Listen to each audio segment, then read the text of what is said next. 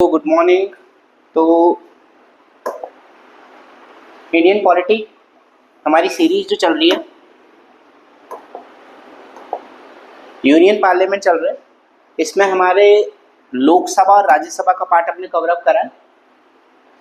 Hope है वो आपका लोकसभा राज्यसभा दोनों क्लियर हो गए। अभी जो हम लोग करने वाले हैं वो करने वाले हैं power and function of parliament.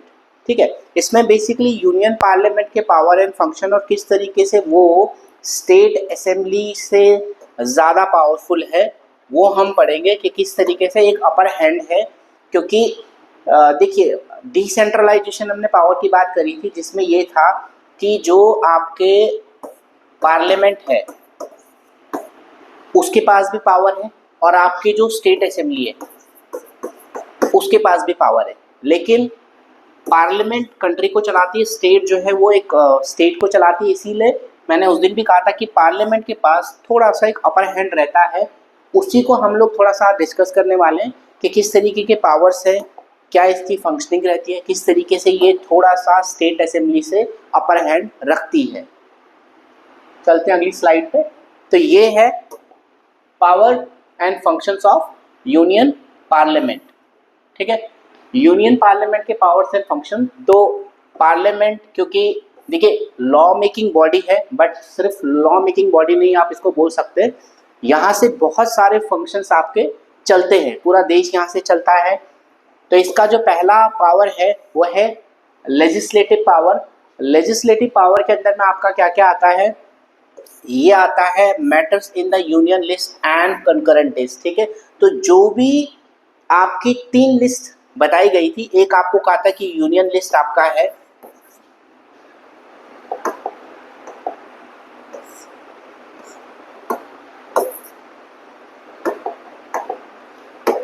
तो आपको बताया था कि 3 टाइप की आपकी लिस्ट होती है।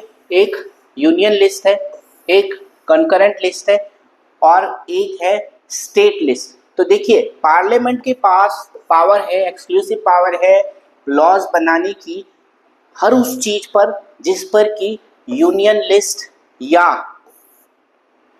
कंकरेंट लिस्ट पर है। यानी अगर मान लीजिए कंकरेंट लिस्ट क्या होता है? कंकरेंट लिस्ट होता है आपकी यूनियन गवर्नमेंट और स्टेट गवर्नमेंट, यही है आपका कंकरेंट लिस्ट, कि जिसमें दोनों मिलकर डिसीजन लेते हैं। यूनियन लिस्ट में क्या होता है? आपका जो डिसीजन मेकर है वो आपकी यूनियन गवर्नमेंट है, यानी दिल्ली में बैठी हुई जो गवर्नमेंट है वो है। स्टेट लिस्ट में क्या है? जो भी स्टेट है, उत्तराखंड है तो उत्तराखंड के अंदर जो सरकार है उसके पास एक्सक्लूसिव राइट है स्टेट लिस्ट के अंदर में डिसीजन लेने का। लेकिन कंकरेंट लिस्ट में क्या होता है? कंकरेंट लिस्ट में यूनियन और स्टेट दोनों ही मिलकर डिसीजन लेते हैं। तो कई बार ऐसा हो सकता है कि किसी एक डिसीजन पे पहुंचा नहीं जा रहा है, स्टेट और यूनियन जो है जो डिसीजन ले रहे हैं उसमें यूनानिमसली नहीं हो पा रहा है डिसीजन। तो ऐसे केस में क्या होगा? ऐसे केस में आप देखेंगे कि जो भी मैटर है जो ऐसे रहते हैं, right to make laws on subject mentioned in the concurrent list in the case of conflict. अगर कभी कॉन्फ्लिक्ट देखा जाता है between centre and state law, the law made by parliament shall prevail. यानी अगर कभी कॉन्फ्लिक्ट देखने को मिलता है कि करंट लिस्ट के कोई आइटम है और उस पर दोनों लोगों के बीच में एक यूनानिमस डिसीजन नहीं आ पा रहा है, एक मत यहाँ पर नहीं आ पा रहा है, तो उस केस में क्या होगा? जो यूनियन का फैसला होगा वो माना जाएगा, स्टेट का फैसला वहाँ पर नहीं माना जाएगा। तो इस तरीके से यहाँ पर आप देख सकते हैं कि यूनियन जो पार्लियामेंट है उसके ऊपर क्या है? एक अपर हैंड है स्टेट असेंबली के से अगर आप कंपेयर करेंगे। ठीक है, सेकंड है रेजिडुअल पावर। रेजिडुअल पावर में आप क्या देखते हैं? रेजिडुअल पावर में आप ये देखते हैं कि parliament possesses residual power. It means that it can make law with the respect to those in matter which are not mentioned in any of the union list, state list और concurrent list. यानी अगर कोई ऐसी चीज है जो तीनों ही list के अंदर में नहीं है, क्योंकि देखो कॉन्स्टिट्यूशन ने क्या करा है? कॉन्स्टिट्यूशन ने पावर का डिवीजन करा है, उसने डिवाइड कर रखा है कि भाई कौन सी चीज यूनियन डिसाइड करेगा, कौन सी चीज स्टेट डिसाइड करेगा, कौन सी ऐसी चीजें हैं जिसपे दोनों, फॉर एग्जाम्पल पुलिस, ठीक है, for example defence, for example communication, ये सारी चीजें। तो पुलिस को कौन कंट्रोल करता है? पुलिस को कंट्रोल करता है आपका स्टेट, क्योंकि पुलिस स्टेट का मामला है। ठीक है, उत्तराखंड पुलिस को, भाई उत्तराखंड अगर सरकार चलानी है, उत्तराखंड का स्टेट चलाना है, तो यहाँ की गवर्नमेंट के कंट्रोल में पुलिस का होना जरूरी है। ठीक है, स्टेट से तो नहीं, वहाँ सेंटर से तो नहीं चल सकती। अगर मान लीजिए आपको कम्युनिकेशन है, अब कम्युनिकेशन क्या है? कम्युनिकेशन जो है वो सेंटर के अंडर में आता है। ठीक है, इंडियन डिफेंस किसके अंडर में आएगा? सेंटर के अंडर में आएगा। ठीक है, और क्या है इसके अलावा अगर आप देखेंगे फॉरेन पॉलिसी किसके अंदर में आएगी? सेंटर के अंदर में आएगी। लेकिन कुछ ऐसी चीजें हैं जो कि जब कॉन्स्टिट्यूशन बना उसमें लिस्ट में नहीं है, यानी वो इन तीनों में से किसी भी लिस्ट में नहीं है। अगर ऐसा है, इसके बावजूद पार्लियामेंट के पास राइट है उस चीज पर डिसीजन लेने का, उसमें जो है पार्लियामेंट अपना डिसीजन ले सकता है। ठीक है, उसमें किसी का भी स्टेट उसमें कोई ऑब्जेक्शन नहीं कर सकता, क्योंकि स्टेट अगर चाहे उस पर लॉ बनाना, लेकिन पार्लियामेंट ने लॉ बनाया तो अब स्टेट को मानना पड़ेगा। कई बार क्या होता है, अब अभी तक तो हम बात कर रहे थे किस चीज के बारे में, यहाँ पर हमने बात करी कि यूनियन लिस्ट और कॉन्करेंट लिस्ट। ठीक है, जिसमें हमने कहा कि अगर कॉन्करेंट लिस्ट में कोई चीज है और कॉन्करेंट लिस्ट क्योंकि यूनियन और स्टेट दोनों का मैटर होता है, तो यूनियन का डिसीजन को फाइनल माना जाएगा। यहाँ पर हमने बात करी कि अगर कोई चीज तीनों में से किसी भी लिस्ट में नहीं है तो यूनियन पार्लियामेंट डिसीजन ले सकता है। अब आते हैं इस पर, मैटर इन स्टेट लिस्ट, यानी उन चीजों में भी जहां पर स्टेट को डिसीजन लेने का राइट दिया हुआ है कॉन्स्टिट्यूशन में। अब स्टेट को डिसीजन लेने का, यानी स्टेट लिस्ट में है तो डिसीजन किसका होना चाहिए? डिसीजन होना चाहिए स्टेट का। लेकिन पार्लियामेंट यहाँ पर भी डिसीजन ले सकता है, लेकिन उसके कुछ केसेस हैं, ऐसा नहीं है कि अपनी मर्जी से ले सकता है। Parliament can legislate even on subject included in the state list during the proclamation of emergency in the following cases. ठीक है, and in the following cases, जब स्टेट के अंदर इमरजेंसी लगी हो, अगर आपको लोकसभा वाला पार्ट याद हो, आपने देखा हो, तो उसमें मैंने बताया हुआ था कि उत्तराखंड गवर्नमेंट एक बार फॉर्म नहीं, यहाँ इमरजेंसी लगी हुई थी और उस दौरान यहाँ का जो बजट है वो सेंटर ने बनाया था। ठीक है, उस टाइम पे अरुण जेटली फाइनेंस मिनिस्टर हुआ करते थे, तो यूनियन पार्लियामेंट में उत्तराखंड का बजट आया था। वैसा आमतौर पे तो होता नहीं है, जो भी बजट आता है वो स्टेट में आता है, स्टेट असेंबली के अंदर आता है, लेकिन वहाँ पे आया था। तो क्यों आया था? क्योंकि वहाँ पे क्या था उस दौरान इमरजेंसी थी। और किस तरह की इमरजेंसी थी? वो थी स्टेट इमरजेंसी, जिसको आप कहते हैं, आसान भाषा में उसको आप कहते हैं प्रेसिडेंट रूल। ठीक है, जिसे आप कहते हैं प्रेसिडेंट रूल। प्रेसिडेंट रूल क्या होता है? प्रेसिडेंट रूल एक तरीके की इमरजेंसी है जो किसी एक स्टेट में लगती है, और लगती कब है? जब फेलियर ऑफ गवर्नमेंट मशीनरी, जो सरकार काम कर रही है वो सही तरीके से फंक्शन ना कर पाए या उसकी मेजॉरिटी चली जाए बीच में, तो उसको आप कहते हैं इमरजेंसी। स्टेट इमरजेंसी इसको कहा जाता है। तो कभी भी इमरजेंसी रहेगी तो स्टेट लिस्ट के अंडर में जो भी चीजें हैं उसका डिसीजन लेने का राइट किस पे चला जाएगा? पार्लियामेंट पे चला जाएगा। ठीक है, अब इसमें भी और चीजें हैं। When the Rajya Sabha passes a resolution bye a 2/3 majority that a subject in state list has assumed national importance. मान लीजिए अभी मैं पुलिस के बारे में बात कर रहा हूँ। अब मैंने कहा पुलिस का जो डिसीजन है, पुलिस के जो भी राइट्स हैं, जो भी उसमें रूल्स एंड रेगुलेशन है, वो स्टेट लिस्ट के अंदर आता है, तो स्टेट इसमें डिसीजन ले सकता है। लेकिन ऐसा हो जाए कि फ्यूचर में ऐसा लगने लग जाए कि नहीं भाई, हमें ऐसा नहीं करना है, हमें क्या करना है, हमें पूरे इंडिया की पुलिस के लिए एक डिसीजन लेना है, क्योंकि ये नेशनल इंपॉर्टेंस का मैटर हो चुका है। अगर ऐसा पार्लियामेंट को लगे, ऐसा राज्यसभा को लगे, तो राज्यसभा में क्या होगा? राज्यसभा में बेसिकली एक रेजोल्यूशन पास किया जाएगा, एक बिल पास किया जाएगा, बेसिकली 2/3 मेजॉरिटी से उसको पास किया जाएगा। और अगर वो पास हो जाता है तो उसके बाद ये जो है ये आपका चला जाएगा यूनियन लिस्ट में। ठीक है, यानी हर वो चीज जो स्टेट लिस्ट में है लेकिन राज्यसभा को ये लगने लग जाए कि ये नेशनल इंपॉर्टेंस का मैटर है, तो वो आपकी यूनियन लिस्ट के अंदर चला जाएगा। दूसरा, जब दो या दो से ज्यादा state, when two or more states desire that the parliament should legislate on a subject given in the state list, जब दो या दो से ज्यादा स्टेट्स को लगने लग जाए कि भाई जो स्टेट लिस्ट में मैटर है इस पे यूनियन पार्लियामेंट को दखल देना चाहिए, तो उस केस में पार्लियामेंट इस पे डिसीजन ले सकती है, लोकसभा इस पे डिसीजन ले सकती है, ठीक है। लेकिन दो या दो से ज़्यादा स्टेट को ये चीज़ उठानी होगी कि भाई ये जो मैटर है इसे आप सेंटर देखिए, ये हमारे बस का नहीं है, इसे सेंटर देखे। तो अगर ऐसा होगा तो वहाँ पर क्या होगा, वहाँ पर फिर जो नेशनल असेंबली आपकी यानी जो लोकसभा है वो इसके डिसीजन लेना शुरू कर देगी। अगला आता है ऑर्डिनेंस। ऑर्डिनेंस क्या होता है? ऑर्डिनेंस बेसिकली बिल होता है, ये ऐसा होता है कि मान लीजिए पार्लियामेंट नहीं अभी रन कर रही है, ठीक है, अभी हाउस नहीं चल रहा है, और हाउस नहीं चल रहा है इस दौरान कुछ हो जाए, ठीक है, कोई ऐसा मैटर आ जाए नेशनल इंपॉर्टेंस का, कुछ भी ऐसा आ जाए कि लगे कि इसके बारे में एक बिल लाना जरूरी है, इस पे एक बिल लाना जरूरी है, ठीक है। तो इस बिल लाने का राइट कौन रखता है? इस बिल को लाने का राइट रखता है प्रेसिडेंट, ठीक है। इस बिल को लाने का राइट रखता है प्रेसिडेंट। उसको बेसिकली बिल भी नहीं बोलूंगा मैं, उसको ऑर्डिनेंस कहा जाता है। ऑर्डिनेंस आपको समझना होगा कि क्या है, ठीक है। इसको प्रेसिडेंट ला सकता है, ये देखिए प्रेसिडेंट इसको ला सकता है, ठीक है। President may promulgate an ordinance at a time when the parliament is not in session। Parliament session में नहीं होना चाहिए, ये इंपॉर्टेंट है, ठीक है। All ordinance must be laid before both the houses for their approval. लेकिन अब आपको यहाँ पे थोड़ा सा ऑर्डिनेंस का समझना होगा।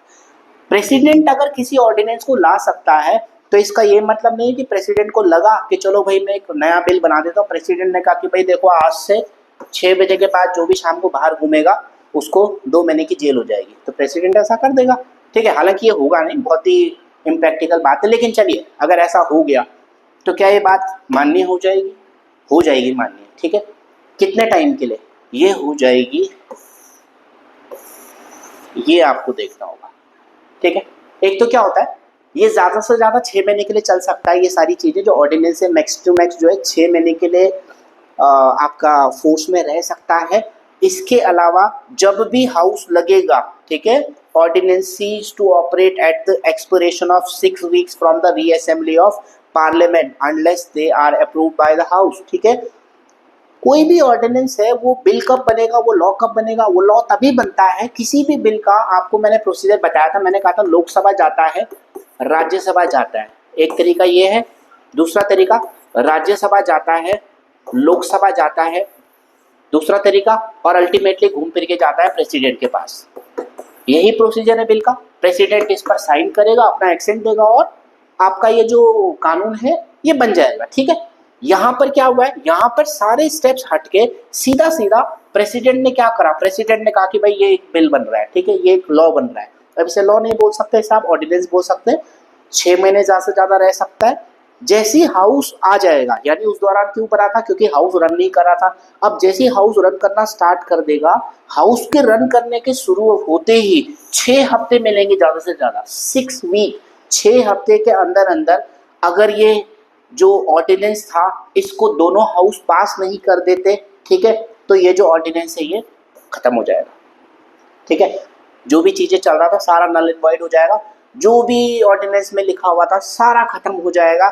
यानी प्रेसिडेंट के पास भी ऐसा राइट नहीं है कि वो अपनी मर्जी से कोई भी ऑर्डिनेंस ला दे, और ला दे तो उसको बिल बना दे हमेशा के लिए, ऐसा नहीं हो सकता। एक टाइम बीइंग के लिए पॉसिबल है, वो भी नेशनल इंपॉर्टेंस के मैटर में होता है। आगे बढ़ते हैं। इसके अलावा क्या इनके फंक्शंस हैं, तो कंट्रोल ओवर नेशनल फाइनेंस। अब जाहिर सी बात है, देश को चलाना है तो देश को चलाना है तो भाई देश का जो फाइनेंस है वो भी किसके पास होना चाहिए, आपके पार्लियामेंट के पास होना चाहिए, ठीक है। नेशनल जो आपकी असेंबली है, जहाँ ये लोकसभा राज्यसभा, उनके पास होना चाहिए, क्योंकि who holds the purse holds the power, simple सी बात है, ठीक है भाई। अगर एक छोटा सा घर भी आपको चलाना है तो आपको पैसे चाहिए होते हैं, यहाँ पे तो देश चल रहा है, तो देश चल रहा है तो क्या होल्ड करना होगा, पैसा होल्ड करना होगा, ठीक है। तो आपकी नेशनल असेंबली होल्ड करती है क्या, देश के फाइनेंस को, ठीक है। अब यहाँ पे पढ़ते हैं क्या है इसका मतलब। पहला है बजट। तो बजट जो आता है, यूनियन बजट जो है वो पार्लियामेंट में आता है, ठीक है। उसमें सारा बताया जाता है कि भाई क्या रिसीव होगा, क्या एक्सपेंडिचर होगा, क्या हमारा खर्चा होगा, ठीक है। पहले क्या हुआ करता था, पहले बजट 2 टाइप के आते थे। देखो भारत देश क्या है, भारत देश चलता है आपकी जो रेलवे है ना वो लाइफलाइन मानी जाती है, और ये है भी, ठीक है। तो 2017 तक क्या होता था, 2017 तक ऐसा होता था कि दो बिल आते थे, दो बजट आते थे साल भर में। एक आता था रेलवे बजट और एक आता था नॉर्मल बजट जो पूरे देश के लिए आता था, और एक आता था रेलवे बजट। अब वो खत्म कर दिया गया है, ये बंद कर दिया गया, अब एक ही बजट आता है, उसमें ही सारा कुछ आएगा, उसमें रेलवे का भी आएगा, उसमें आपकी सारी चीजें इंक्लूड होके आएंगी, ठीक है। 17 तक ऐसा नहीं था, 17 तक आपके दो बजट आते थे, ठीक है। एक रेलवे बजट आता था, एक जनरल बजट आता था, ठीक है। जनरल बजट में बाकी सारी चीजें होंगी, रेलवे बजट में अलग से रेलवे, यानी आप ये मान के चलो कि पहले रेलवे मिनिस्टर होना बहुत बड़ी बात होती थी, बहुत पैसे वाला डिपार्टमेंट होता था, ठीक है, पावरफुल डिपार्टमेंट होता था। अभी ये सारा कुछ खत्म हो गया है, अब ऐसा हो गया कि उन्होंने कहा कि नहीं भाई, एक ही बजट आएगा, एक ही बजट से पूरे देश का बजट डिसाइड होगा, ठीक है।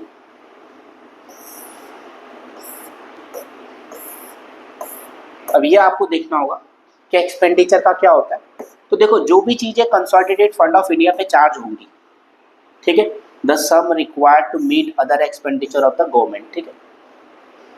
कंसोलिडेटेड फंड ऑफ इंडिया क्या होता है, देखो दो टाइप के फंड होता है, एक आपका होता है कंसोलिडेटेड फंड ऑफ इंडिया, ठीक है, एक होता है कंटिजेंसी फंड ऑफ इंडिया, ठीक है। कंसोलिडेटेड फंड ऑफ इंडिया में क्या होता है, जो भी सैलरीज वगैरह होंगी, एमपी की सैलरी, आपके जजेस की सैलरी, ठीक है, इन सब लोगों की जो सैलरी होती है, अलाउंसेस होते हैं, वो सारा का सारा कंसोलिडेटेड फंड ऑफ इंडिया पे ही चार्ज किया जाता है। यानी भारत सरकार का जो खर्चा चलता है ना, वो इससे चलता है, ठीक है। सारा जो लेन देन करती है वो इससे करती है, लेकिन इसको करने के लिए एक प्रोसीजर है, ठीक है। इसको ऐसा नहीं कि कैसे भी करके ये हो जाता है, नहीं भाई।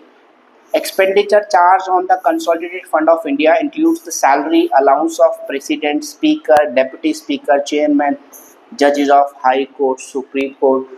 This expenditure does not require an annual vote of parliament, but either house of parliament is at liberty to discuss the estimate, ठीक है। अब ऐसा नहीं कि हर साल आप इसके लिए एक अलग से डिस्कशन क्रिएट करते हैं, ऐसा नहीं है। कोई भी हाउस जो है वो एक एस्टिमेट निकाल के दे देता है कि भाई इतना पैसे की जरूरत पड़ेगी हमें पूरे साल का ये कामकाज करने के लिए, ठीक है। तो बजट में डिसाइड हो जाएगा कि भाई इतना पार्ट जो है हमारा कहाँ जाएगा, सैलरी में जाएगा, ठीक है। यहाँ पे मुझे लगता है ये थोड़ा सा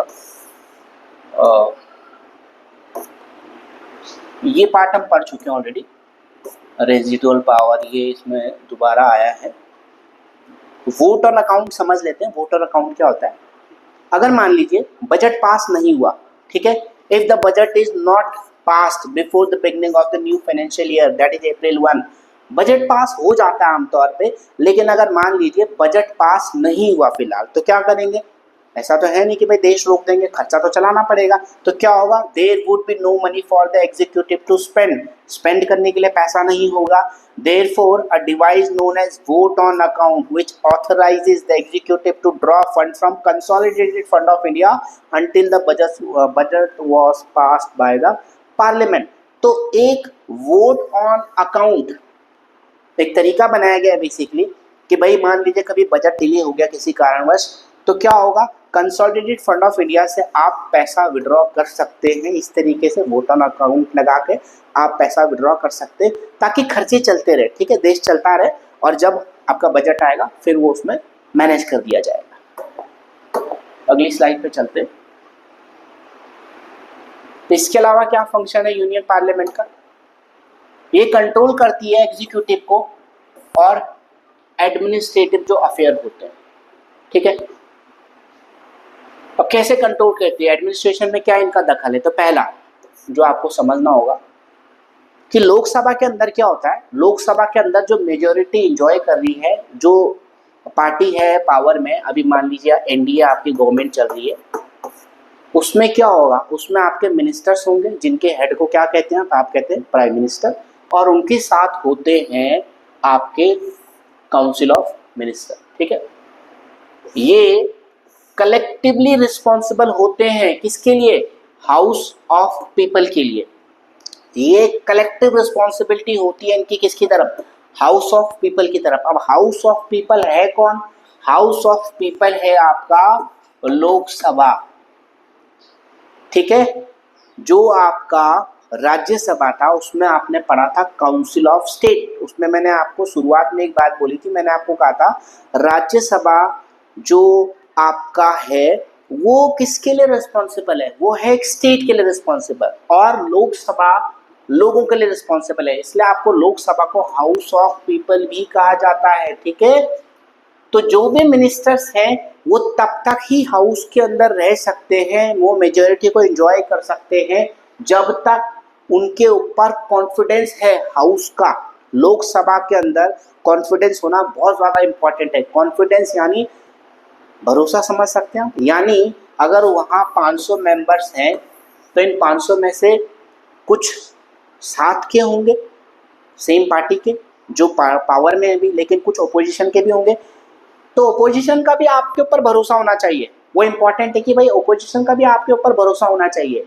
ठीक है, अब इस भरोसे को आप कैसे मैनेज करते हैं? क्वेश्चन आर, पहला जो तरीका आपने देखा इसमें क्वेश्चन आर है। क्वेश्चन आर में क्या होता है? क्वेश्चन आर बेसिकली क्या है? क्वेश्चन आर है दोनों हाउस का जो शुरुआत होती है, जितने बजे भी हाउस लगेगा, 10-11 बजे हाउस लगता है, एक हाउस 10 लगता है, 11 लगता है, पहला जो आर होता है यानी 10 से 11, और जो हाउस 11 लगेगा 11 से 12, इस आर को आप कहते हैं क्वेश्चन आर। क्वेश्चन आर है वो। ठीक है, first hour of a sitting of both houses is allotted for asking and answering of questions. पहला जो आर है हाउस का वो किस चीज के लिए दे रखा है? वो दे रखा है भाई क्वेश्चन पूछने के लिए। क्या आप क्वेश्चन पूछिए, जो अपोजिशन है या कोई मेंबर है हाउस के अंदर उसे कुछ पूछना है मिनिस्टर से कि भाई लॉ मिनिस्टर से कुछ पूछना है, रेलवे मिनिस्टर से पूछना है, तो कब पूछेंगे? इसमें। ठीक है, क्योंकि पूरे हाउस का जो दिन है वो तो डिसाइडेड है, देखो उसमें फिक्स कर रखा है कि देखो यहाँ पे हम हाउस चलाएंगे, पूरा दिन तो नहीं छोड़ सकते, तो उसके लिए एक स्पेशल टाइम रखा हुआ है जिसको आप कहते हैं क्वेश्चन आवर। ठीक है, यहाँ पर क्या होता है, यहाँ पे सिंपल है भाई, आपको इन्फॉर्मेशन कोई पब्लिक इंपॉर्टेंस की कोई बात करनी है, कुछ भी बात करनी है, आप उस दौरान पूछ सकते हैं मिनिस्टर से। मिनिस्टर जो है आपको जवाब देने के लिए वहाँ पे रिस्पॉन्सिबल है। ठीक है, सेकेंड किस तरीके से फंक्शनिंग चलती है? Adjournment motion. ठीक है, एडजर्नमेंट मोशन क्या है? Motion for adjournment furnishes the opportunity to censure the act of omission and commission of ministers and administrator. ठीक है, an adjournment motion pinpoints the failure of government in the performance of its duty. Adjournment motion को आप थोड़ा सा easy language में समझिए, ये होता है कि गवर्नमेंट अपने फंक्शनिंग में फेलियर हो रही है, अपनी परफॉर्मेंस, अपनी जो ड्यूटी है उसको फुलफिल करने में फेल हो रहा है, तो एडजर्नमेंट मोशन लाया जा सकता है हाउस के अंदर। कौन लाएगा इसको? इसको अपोजिशन लाएगा, जो ऐसी बात है, जो पार्टी पावर में है उसके खिलाफ एडजर्नमेंट मोशन लाएगी। ठीक है, लेकिन एडजर्न करने का यहाँ पे देखो एक और मोशन होता है नो कॉन्फिडेंस मोशन, ये एक सेंशन मोशन होता है, एक होता है एडजर्नमेंट मोशन। ठीक है, अब इसको आप इतना समझ लो कि इसमें ऐसा होता है कि अपनी ड्यूटीज को फुलफिल नहीं कर पा रहा है ऐसा अपोजिशन को लगता है, तो एडजर्नमेंट मोशन ला सकते हैं। ठीक है, इसमें क्या होता है? सेंसर मोशन क्या होता है? It may be moved against a group of ministers और an individual minister expressing a strong disapproval of their policy.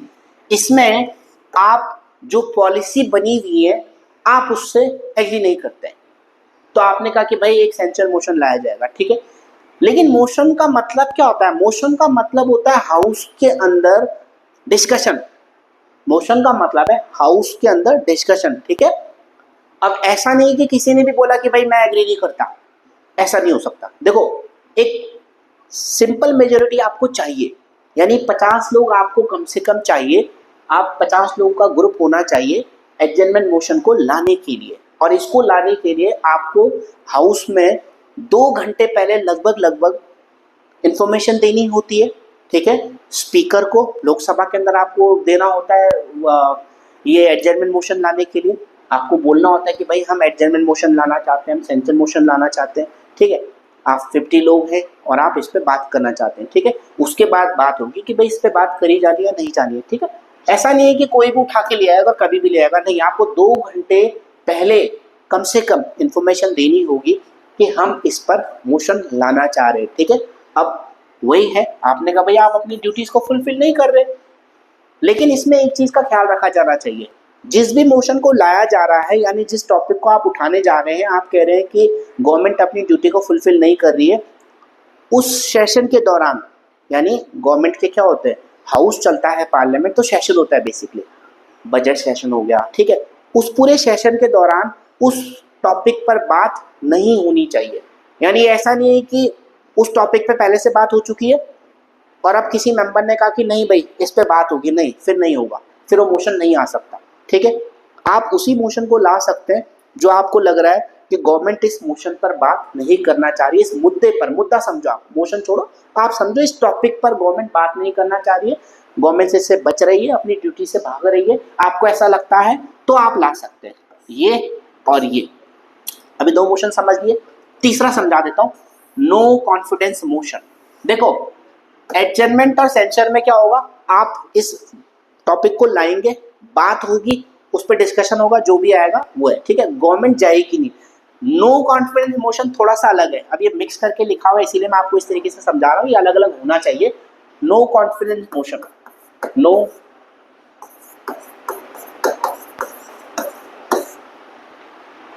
अब नो कॉन्फिडेंस मोशन क्या होता है, नो कॉन्फिडेंस यानी कॉन्फिडेंस का मतलब है भरोसा, यानी मेरा भरोसा नहीं है भाई, ठीक है। नो कॉन्फिडेंस मोशन ये है, no confidence motion is moved by a member of leader of opposition if the motion is carried the government has to resign. No confidence motion का मतलब होता है कि भाई अपोजिशन ने कहा कि हमें सरकार पर भरोसा नहीं है, ठीक है। अब नो कॉन्फिडेंस मोशन दो तरीके से लाया जा सकता है, या तो आप किसी एक मिनिस्टर के खिलाफ लाएंगे, पहला, या तो आप पूरी गवर्नमेंट के खिलाफ लाएंगे, दूसरा, ठीक है। अगर ये मोशन पास हो जाता है, देखो फेल हो गया तब तो बात खत्म हो गई, अगर ये मोशन पास हो गया यानी हाउस के अंदर आया, जैसे अभी एक आया था, किसके ऊपर आया था, लोकसभा के जो स्पीकर ओम बिरला, उनके खिलाफ ओपोजिशन ने नो कॉन्फिडेंस मोशन लाए थे और उसमें बातचीत हुई थी और वो फेल हो गया क्योंकि 50% से ज़्यादा का वोट आपको चाहिए होता है, उन्हें 50% से ज़्यादा का वोट नहीं मिला, ठीक है। हालांकि वो अलग चीज़ है लेकिन फिर भी लगभग ऐसा ही है। तो नो कॉन्फिडेंस मोशन में भी यही होता है, गवर्नमेंट के खिलाफ बातचीत होगी, आया जाएगा कि भाई ओपोजिशन मुद्दा उठाएगा कि हमें इस सरकार पे भरोसा नहीं है, इसके कामकाज पे भरोसा नहीं है, ठीक है। तो हाउस के अंदर वो बिल लाया जाएगा नो कॉन्फिडेंस मोशन का, ठीक है। अब अगर ये पास हो गया उस मिनिस्टर के खिलाफ तो मिनिस्टर को रिजाइन करना होगा, और अगर गवर्नमेंट के खिलाफ पास हो गया पूरी की पूरी गवर्नमेंट को रिजाइन करना पड़ता है। If the motion is carried यानी पास हो जाता है, the government has to resign, ठीक है, पूरी गवर्नमेंट को रिजाइन करना पड़ जाएगा अगर ऐसा होता है। अब ये तो थे आपके क्या क्या पढ़ा, हमने क्वेश्चन आर पढ़ा जिसमें सरकार जवाब देती है, हमने एडजर्नमेंट मोशन पढ़ा यानी वो मोशन जिसमें कि अगर गवर्नमेंट का फेलियर होता है तो एडजर्नमेंट मोशन लाया जा सकता है। सेंसर मोशन पढ़ा जिसमें कि हमने कहा कि भाई अगर हमें किसी के मिनिस्टर के कामकाज पे हमें लगता है हम अप्रूव नहीं करते, हम स्ट्रांगली वहाँ पर डिसअप्रूवल रखते हैं, हम ला सकते हैं। हमने कहा हमें गवर्नमेंट पे भरोसा नहीं है, हम नो कॉन्फिडेंस मोशन ला सकते हैं। अब मॉनेटरी कंट्रोल, ठीक है, जब बजट रहता है अंडर कंसिडरेशन, ठीक है, यानी अभी बजट पे बातचीत होनी है, अ कट मोशन में be move, there are 3 kind of cut motion, ठीक है।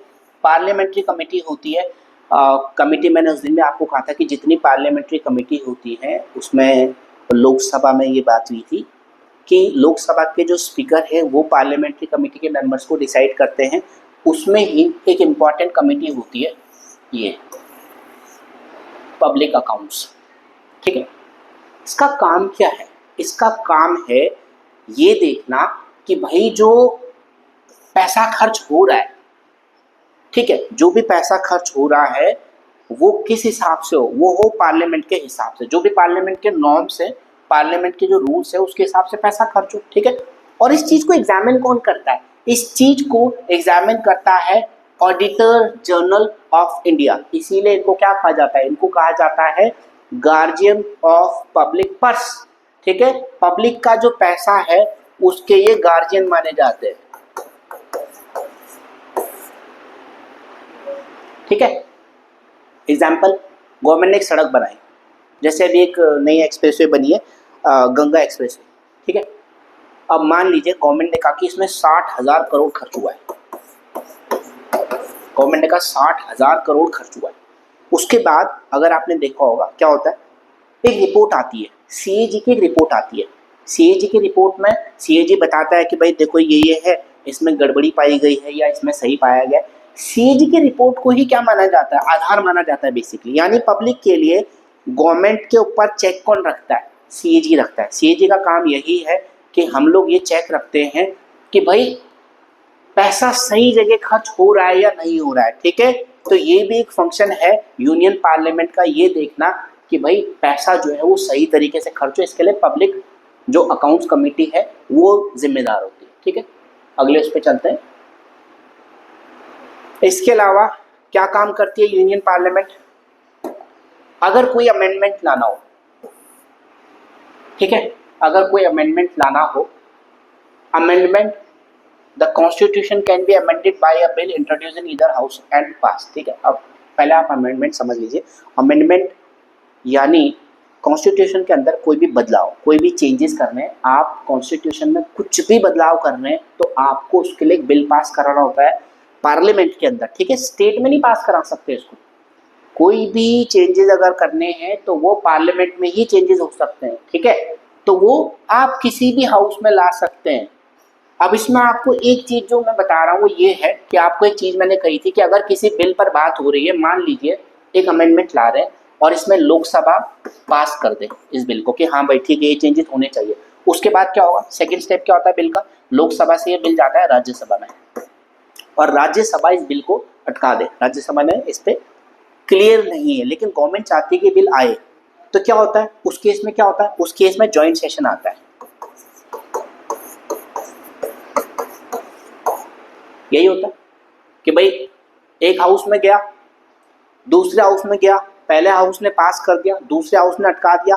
अब यहाँ पे होता यही है आमतौर में कि जॉइंट सेशन लगाया जाता है। जॉइंट सेशन का मतलब क्या होता है, दोनों हाउस साथ में आएंगे और वहां पे बातचीत करेंगे। अब यहाँ पे ट्विस्ट क्या है, ट्विस्ट ये है कि जॉइंट सेशन एप्लीकेबल ही नहीं है अमेंडमेंट के केस में। अगर अमेंडमेंट लाना है तो क्या होगा, आपको लोकसभा में भी पास करना है, राज्यसभा में भी पास करना है, इंडिविजुअली अलग अलग, दोनों जगह की वोटिंग अलग अलग, आप साथ में बिठाकर कॉन्स्टिट्यूशनल अमेंडमेंट बिल को पास नहीं करा सकते, ठीक है।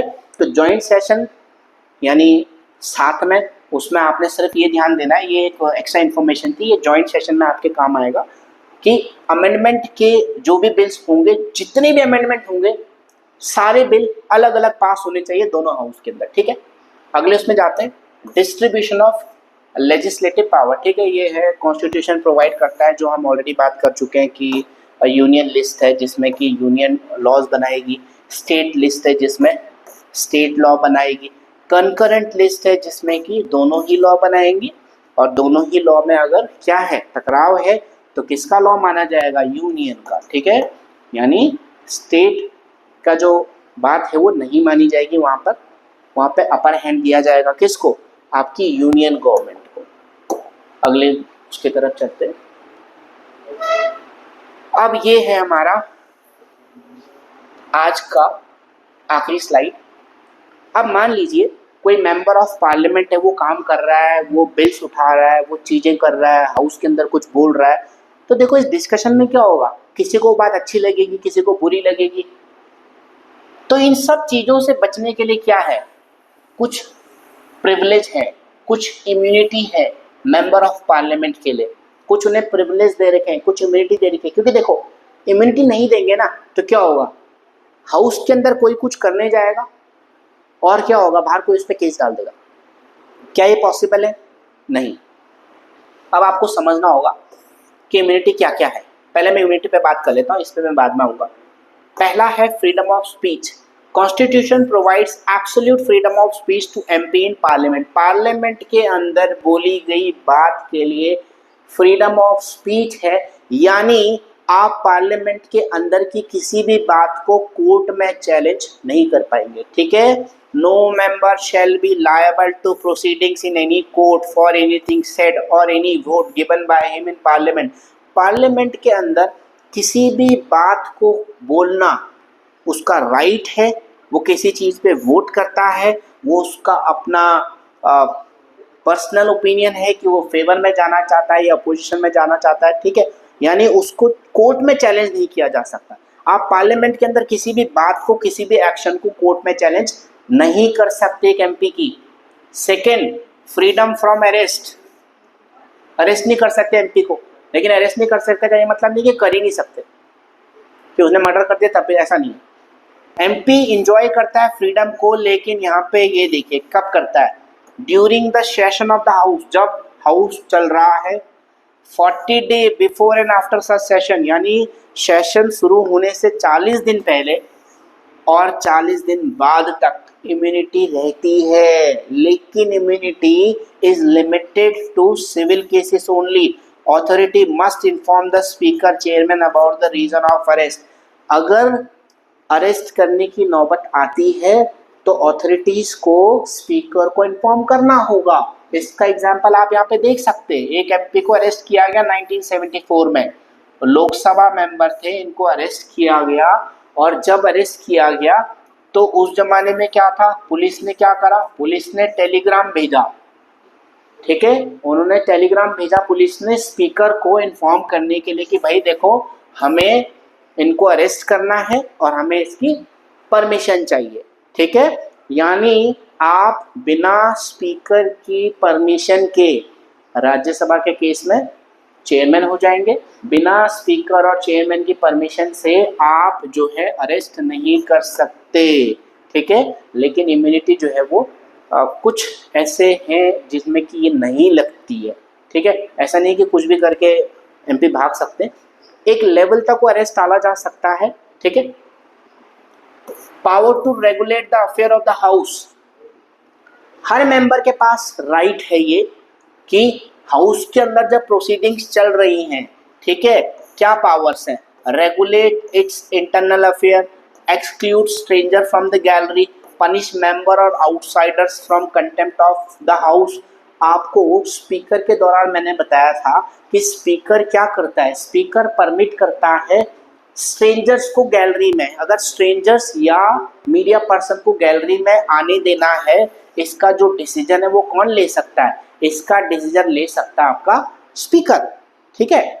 और अगर कोई मेंबर को ऑब्जेक्शन है इस बात पे तो ऑब्जेक्शन कर सकता है, तो वो उसको हटा सकता है वहां से, ठीक है। ऐसा नहीं कि स्पीकर ने अगर बुला दिया तो वो उसके ऊपर एक वो हो गया कि नहीं अब ये नहीं हो सकता, ऐसा नहीं है, ऐसा बिल्कुल नहीं है। अगर स्पीकर एग्री कर जाता है लेकिन किसी मेंबर को इस पे ऑब्जेक्शन है तो वो हटा सकता है उस इंसान को, ठीक है। किसी भी मेंबर को पनिश किया जा सकता है contempt of the house. Contempt of the house क्या होता है, हाउस की बेसिकली आप समझ लो अनकॉन्स्टिट्यूशनल कुछ भी हाउस के अंदर कर देना, इसका डिसीजन कौन लेता है, इसका फाइनल डिसीजन मेकर होता है अगेन स्पीकर। स्पीकर डिसाइड करता है कि भाई जो बात बोली गई है या जो एक्शन लिया गया है, किसी मेंबर ने मान लीजिए कुछ बोला हाउस के अंदर, ठीक है, और किसी दूसरे मेंबर ने ऑब्जेक्शन कर दिया कि भाई देखो ये जो है ये कंटेम्प्ट ऑफ द हाउस है, ठीक है। हालांकि यहाँ पर हम आउटसाइडर के बारे में बात करें लेकिन मेंबर्स के लिए भी, ठीक है। अब उन्होंने अगर ऐसा कर दिया कि भाई ये कंटेम्प्ट ऑफ द हाउस है तो स्पीकर के ऊपर आएगी बात। अब स्पीकर डिसाइड करेगा कि कंटेम्प्ट ऑफ द हाउस है या नहीं है। यानी ऐसा नहीं कि किसी के बोल लेने से मात्र आपने कहा कि हाँ भाई कंटेम्प्ट ऑफ द हाउस हो गया, ऐसा नहीं है। कंटेम्प्ट ऑफ द हाउस को प्रूव भी करना पड़ेगा और उसके लिए जो अथॉरिटी है वहाँ हाउस के अंदर कौन बैठी हुई है, स्पीकर बैठा है। तो ये थी हमारी प्रिविलेज एंड इम्यूनिटी, जिसमें हमने 3 इम्यूनिटी पढ़ी जो एक एमपी को मिलती है। पहली है फ्रीडम ऑफ स्पीच, यानी उसको राइट है हाउस के अंदर बोलने का, कोई रोक नहीं सकता और वो कोर्ट में चैलेंजेबल नहीं है। दूसरा फ्रीडम है अरेस्ट का, अरेस्ट नहीं कर सकते आप एमपी को specially without permission of speaker. Power to regulate the affairs of the house, ठीक है, हाउस को चलने देने का उनके पास भी पावर है, यानी वो किसी को हाउस से हटा सकते हैं, स्ट्रेंजर्स को, ठीक है, मेंबर्स को नहीं, स्ट्रेंजर्स को, ठीक है। रेगुलेट कर सकते हैं इंटरनल अफेयर्स को, यानी अगर उन्हें लगता है कि भाई हाउस के अंदर कोई दिक्कत है वो उसको रेगुलेट करने के लिए ऑब्जेक्शन उठा सकते हैं।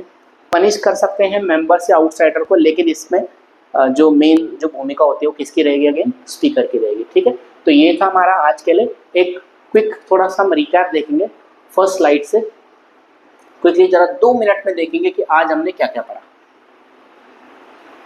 तो आज हमने जो पढ़ा वो पढ़ा यूनियन पार्लियामेंट के पावर्स एंड फंक्शन, ठीक है। इसमें हमने पहला जो लेजिस्लेटिव पावर है की लेजिस्लेटिव पावर है जो यूनियन पार्लियामेंट की वो पढ़ी। लेजिस्लेटिव पावर के अंदर में हमने कहा कि भाई जो भी लिस्ट, यूनियन लिस्ट और कॉन्करेंट लिस्ट के अंदर चीजें हैं। यूनियन लिस्ट में तो जाहिर सी बात है राइट ऑलरेडी सेंट्रल गवर्नमेंट के पास है, लेकिन कॉन्करेंट लिस्ट के अंदर अगर कोई चीज है और सेंट्रल गवर्नमेंट उसमें डिसीजन लेना चाहता है, स्टेट गवर्नमेंट भी लेना चाहता है, तो सेंट्रल गवर्नमेंट का डिसीजन माना जाएगा। दूसरा हमने पढ़ा इसमें रेजिडुअल पावर, जिसमें हमने आपको ये बताया कि अगर कोई भी ऐसी चीज है जो कि किसी भी लिस्ट में इंक्लूड नहीं है, ना यूनियन में है, ना स्टेट में है, ना कंकरेंट में है, लेकिन सेंट्रल गवर्नमेंट उस पर रूल बनाना चाहता है, तो सेंट्रल गवर्नमेंट बना सकती है, ठीक है, यानी लोकसभा बना सकती है। Matter in the state list, अगर स्टेट लिस्ट के अंदर कोई मैटर है लेकिन यूनियन पार्लियामेंट उस पर डिसीजन लेना चाहती है तो ले सकती है, हालांकि उसमें कुछ चीजें हैं, यानी स्टेट के अंदर इमरजेंसी होनी जरूरी है, या राज्यसभा को लगना चाहिए 2/3 मेजोरिटी के साथ कि भाई इस चीज पर सेंटर जो असेंबली है वो डिसीजन ले, या 2 से स्टेट को लगना चाहिए कि भाई इस जो स्टेट लिस्ट का मैटर है इसमें यूनियन का इंटरफेरेंस होना चाहिए। अगला हमने पढ़ा था ऑर्डिनेंस। ऑर्डिनेंस मैंने कहा था प्रेसिडेंट जो ला सकता है किसी लॉ को कुछ टाइम के लिए, एक टाइमिंग के लिए ला सकता है, इसका हाउस जब नहीं चल रहा है ये तब ला सकता है ऑर्डिनेंस, ठीक है। हाउस चलते हाउस में कभी ऑर्डिनेंस नहीं आ सकता, बंद हाउस से प्रेसिडेंट ला सकता है, लेकिन इस ऑर्डिनेंस को जाहिर सी बात है परमिशन चाहिए बाद में किसकी, पार्लियामेंट की आने की, ठीक है। इसके अलावा हमने आज पढ़ा कंट्रोल ओवर नेशनल फाइनेंस की, नेशनल फाइनेंस को कंट्रोल करता है आपका यूनियन पार्लियामेंट, जिसमें हमने बजट निकालता है, ठीक है। बाकी इसमें एक्सपेंडिचर को कंट्रोल करता है कंसोलिडेटेड फंड वगैरह, ठीक है, ये हमने पढ़ा था। वोट ऑन अकाउंट मैंने कहा था कि अगर बजट पास नहीं है तो वोट ऑन अकाउंट का यूज करके टाइम बीइंग के लिए पैसा निकाला जा सकता है। Next slide. ये था control over executive and administrative, यानी एडमिनिस्ट्रेटिव को कैसे चलाता है। तो एडमिनिस्ट्रेशन के लिए हाउस के अंदर एक क्वेश्चन आर करके आता है, क्वेश्चन आर में आंसरेबल होते हैं मिनिस्टर्स, ठीक है, जो भी सवाल पूछे जाएंगे वो। एडजर्नमेंट मोशन ला सकते हैं, अगर आप गवर्नमेंट के काम से आपको लगता है कि गवर्नमेंट जो है फेल है तो आप एडजर्नमेंट मोशन ला सकते हैं। अगर आपको लगता है कोई मिनिस्ट्री सही से काम नहीं कर रही है, आप उनके कामों से खुश नहीं है, आप सेंसर मोशन ला सकते हैं। अगर आपको लगता है कि आपका गवर्नमेंट के ऊपर भरोसा नहीं है, ठीक है, ये आप कौन है, ये हाउस ऑफ पार्लियामेंट है, ये साथ में मैं नहीं हूँ, तो आप नो कॉन्फिडेंस मोशन ला सकते हैं, और अगर नो कॉन्फिडेंस मोशन पास हो गया तो गवर्नमेंट गिर जाती है, ठीक है। मॉनेटरी कंट्रोल में क्या होता है, मॉनेटरी कंट्रोल में वही है कि कट मोशन ला सकते हैं, अगर बजट जो है वो कंसिडरेशन में तो आप कट मोशन ला सकते हैं। Next slide. ये था आपका अमेंडमेंट कि पार्लियामेंट, यूनियन पार्लियामेंट जो है वो अमेंडमेंट ला सकती है, यानी कॉन्स्टिट्यूशन में अगर कुछ भी बदलाव लाना है तो यूनियन पार्लियामेंट के पास राइट है। अमेंडमेंट के केस में आपको जो इम्पोर्टेंट चीज ध्यान देनी है कि अमेंडमेंट जो बिल है वो लोकसभा और राज्यसभा में दोनों अलग अलग पास होना चाहिए, यानी ज्वाइंट सिटिंग नहीं पॉसिबल है यहाँ पे। इसके बाद डिस्ट्रीब्यूशन ऑफ लेजिस्लेटिव पावर, जिसमें कि आपका कॉन्स्टिट्यूशन ने बांटा हुआ है कि कौन सी पावर किसके पास रहेगी। Next slide. इसमें था powers and privilege of members of parliament, जिसमें हमने ये कहा था कि अगर हाउस के अंदर सही तरीके से किसी को भी काम करने देना है तो उसको कुछ राइट्स देने होंगे, कुछ पावर्स देनी होंगी, कुछ प्रिविलेज देने होंगे। तो जिसमें हमने पहला ये पढ़ा कि फ्रीडम ऑफ स्पीच है, जिसमें हमने आपको ये बताया कि हाउस के अंदर बोली गई किसी भी बात को कोर्ट में चैलेंज नहीं करा जा सकता। दूसरा हमने कहा कि फ्रीडम फ्रॉम अरेस्ट है, यहाँ पे इस चीज का ध्यान देना जरूरी है कि हाउस जब रन कर रहा है अरेस्ट नहीं हो सकता। हाउस जब चलने वाला है उसके 40 दिन पहले और 40 दिन बाद तक इम्यूनिटी रहती है, उस दौरान भी एक एमपी का अरेस्ट नहीं पॉसिबल है।